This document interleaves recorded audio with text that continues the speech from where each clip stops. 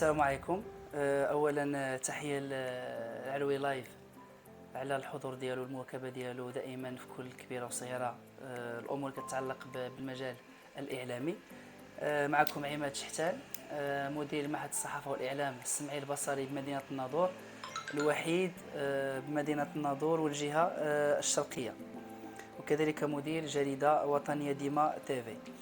بالنسبه للمعهد ديالنا حاليا التسجيل راه مفتوح وباقي له ايام قليله ان شاء الله وغادي يتسد. بالنسبه للمعهد ديالنا كما قلنا كل ما يتعلق بالاعلام السمعي البصري والمواد او الامور اللي غادي تقراوها والمواد اللي غتقراوها هي مواد شامله كتعلق بمجال الصحافه، الاعلام السمعي البصري، كل ما يتعلق بالتلفازه، كل ما يتعلق بالاذاعه على الراديو، كل ما يتعلق بالصحافه المكتوبه بشتى انواعها، وكذلك كل ما يتعلق بالقسم التقني، لا من المونتاج لا من الميكساج لا من الاخراج لا من التصوير رقمي لا تصوير صحافه الموبايل. هادشي كامل الحمد لله غادي يكون متوفر عندنا في المعهد ديالنا، واكيد باطور عليا وعندها خبره وتجارب في الميدان الحمد لله. استطعنا كذلك بحكم الشراكات ديالنا مع معاهد عليا على المستوى الوطني من الرباط وكذلك المعهد العليا ب الدار البيضاء، حاولنا نوصلوا ونقربوا الابناء المدينه والاقليم والجهه ككل، انهم يمكن لهم انهم اليوم يقراوا لا دبلوم ديال العام لا دبلوم ديال سنتين تقني متخصص، وكذلك الاجازه المهنيه والماستر المهني. بالنسبه للناس اللي باغيين يلتحقوا بنا وعندهم البكالوريا فمن حقك تقرا دبلوم سنه او سنتين تقني متخصص وتكمل معنا كذلك الاجازه. بالنسبه للناس اللي ما عندهمش البكالوريا فكذلك المعهد ديالنا كيخول لك انك تقرا عندنا دبلوم ديال سنه واحده من 9 فما فوق حتى البكالوريا نيفو باك، تقدر تقرا عام، وكذلك غتقرا هذه المواد كامله السمعي البصري لا الصحافه المكتوبه لا صناعه اشاره والتقنيات ديال السمعي البصري، هذا الشيء كامل تقدر تقراه. ونقطه اخرى الحمد لله قدرنا اننا نحققوها بحكم الشراكه ديالنا مع المعاهد العليا كما قلت، الا عندك دبلوم باك بلس 2 عندك دبلوم تقني متخصص في اي شعبه من الشعب، وحتى البكالوريا كذلك اي شعبه من الشعب، او عندك الدوك في لافاك في اي شعبه من الشعب، فيمكن لك تدفع بالدبلوم ديالك او بالدوك ديالك وتقرا معنا سنه واحده وتحصل على الاجازه المهنيه بالمعهد ديالنا. بزاف الناس اللي جاو تسجلوا كذلك الزملاء سولونا كيفاش جاتنا الفكره باش نحطوا معهد الصحافه هنايا بالناظور.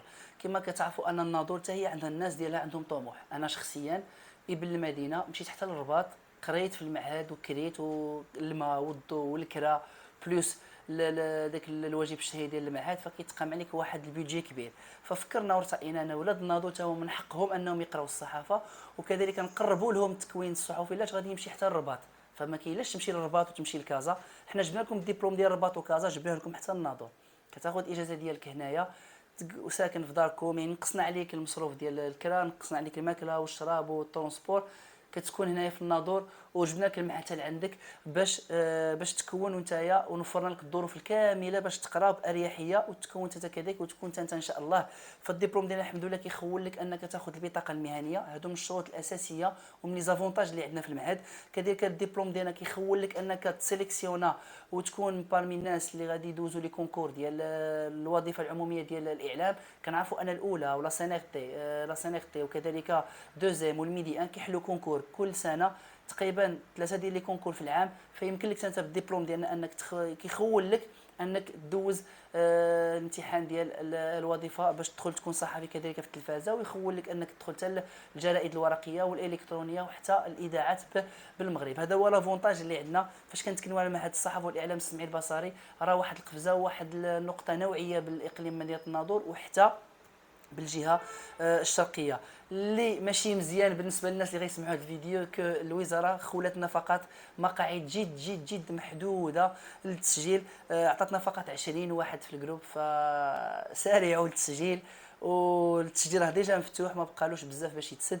فمرحبا بكم مره اخرى بالمعهد ديالنا، وكما قلت الاطور عليا والتكوين غادي يكون على اعلى مستوى. الناس كيسولونا على الحصص، راه حنا ماشي معهد ديال اللغات اللي غتقرا حصه في السيمانه، عندكم القرايه من الاثنين حتى للجمعه وحصتين في اليوم. هذا دليل على اننا كنعطيوكم اضافات. وبالنسبه للمعهد كذلك راه عندكم ابار التكوين الاعلامي في مجال الصحافه، عندكم كذلك حتى اللغات، راه غتقراو باذن الله الاسبانيه والالمانيه والانجليزيه والفرنسيه. هذا هو الهدف ديالنا ان شاء الله في التكوين، باش تخرج واجد ويكون عندك لو ديبلوم ديال المعهد ديالنا، شاد ديبلوم ولكن مكون من الدبلوم ديالنا ان شاء الله مباشره لسوق الشغل. وهذا هو الطموح ديالنا ان شاء الله، باش نفتحوا لكم ابواب اخرى، وانفتاح على عالم الصحافه على المستوى الوطني وكذلك حتى على المستوى الدولي. علاش؟ لان الدبلوم ديالنا دبلوم مرخص له ومعترف به من طرف الدوله.